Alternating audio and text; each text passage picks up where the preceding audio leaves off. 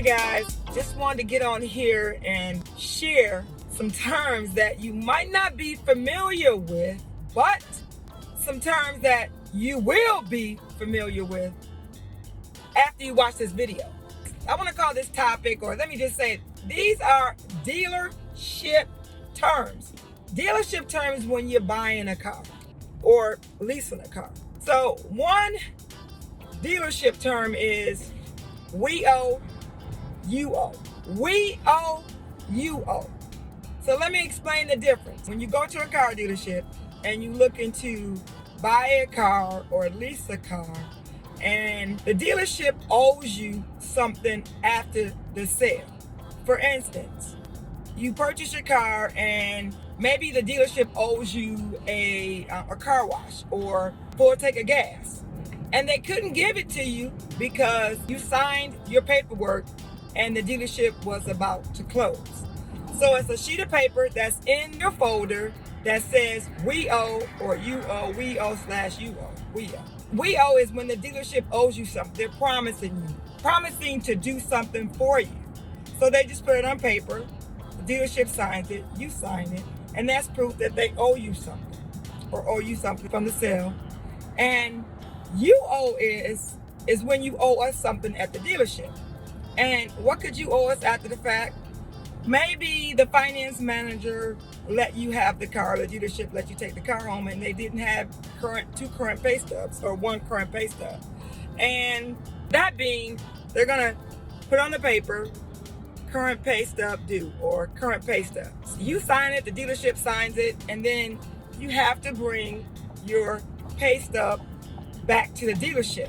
Another term is acquisition fee and disposition fee. Now, an acquisition fee is when you are leasing a car, whether it's a GM product, a General Motors vehicle, a Ford, a Chrysler, a Mercedes, a Toyota, it does not matter. You're being charged on your lease agreement an acquisition fee. No negotiation with that. Now that means that the fee can be $5.95, $6.95, $7.95, whatever the car company says the fee is, that's what you're going to pay. No negotiation.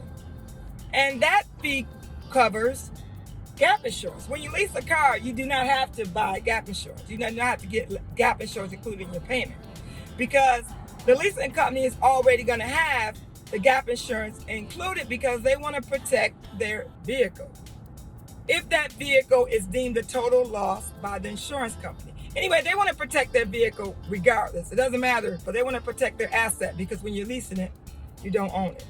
They still own your vehicle. So they want to protect it. That's one of the fees that's covered. Any other fees that they want to cover with that fee, they're going to do that. So that's acquisition fee. Now, disposition fee is a fee that you're going to be charged, and you don't negotiate with this fee either. Disposition fee is on the bottom of your contract, and that's the fee that's charged when you turn your car in. Now, if you lease another car, the disposition fee will be waived. Disposition fee is the fee that the leasing company charges you, that because when you turn that car in, they got to sell the vehicle. They got to dispose of the vehicle. Whatever they do with the vehicle, they have to dispose of the vehicle. So that's going to give them money to be able to do that. Because remember, when you turn your car in, if the leasing company picks your car up, then the vehicle has to be picked up by a transporter. Somebody has to pick that vehicle up. So that money goes to the leasing company. Disposition fee. Now, when you turn your car in, if you get another car, again, you would not be charged that fee. The fee will be waived because you'll be getting into another lease. But if you don't get into another lease, you're going to be charged that fee.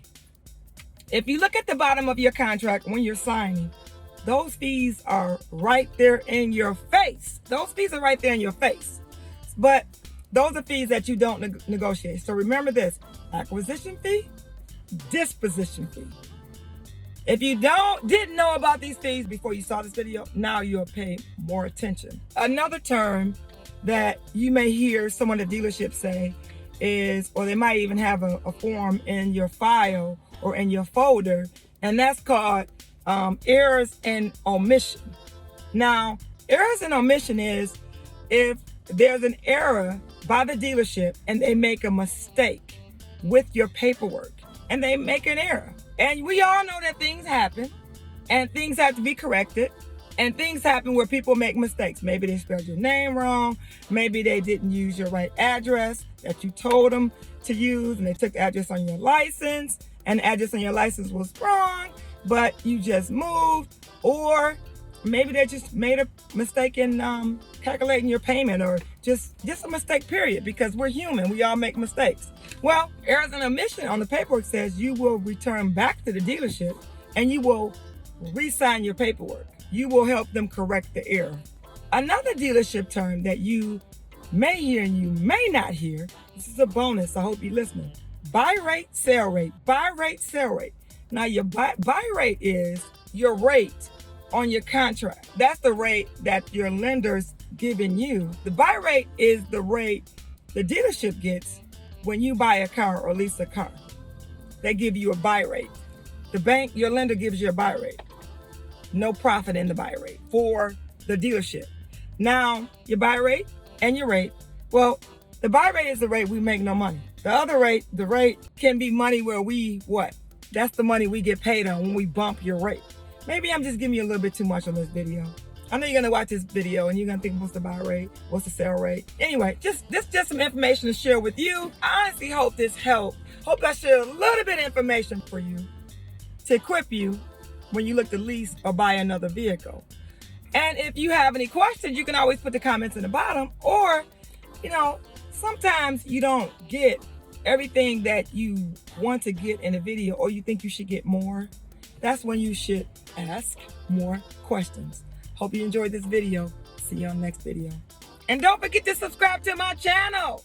Don't forget to subscribe to my channel. Don't just keep going. Subscribe.